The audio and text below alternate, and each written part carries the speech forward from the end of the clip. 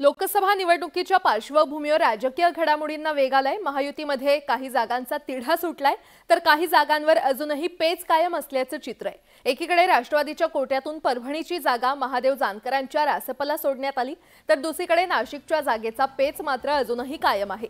नाशिकच्या जागेबाबत कोणतीही अधिकृत घोषणा महायुतीकडून झालेली नाही, मात्र शिवसेनेकडून हेमंत गोडसे यांच्या प्रचाराच्या तोफा धडाडल्यात। नाशिकची जागा आम्हालाच मिळेल असा दावा करत गोडसेंनी जोरदार शक्ती प्रदर्शन केलं तर दुसरीकडे आपल्या उमेदवारीचा निर्णय थेट दिल्लीतून झाल्याचं भुजबळ यांनी म्हटलं। महायुतीमध्ये आपल्याला दिलेली जबाबदारी पार पाडू असंही ते म्हटलेत। भुजबळांच्या या विधानामुळे नाशिकमधील तिढा आणखी वाढलाय।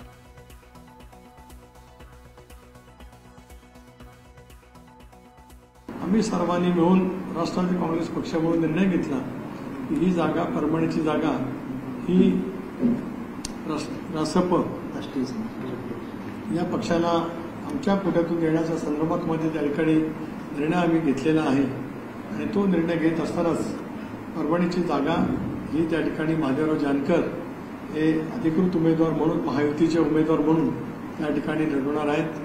विशेष म्हणजे राजकारणात एकमेकाचं चढउतर होत असतात, मैत्री होत असते, बोलणं होत असतं। त्या माध्यमातून माझ्या पक्षाला 4 राज्यात मान्यता मिळाली आणि मी पहिल्यापासून महायुतीवरच होतो।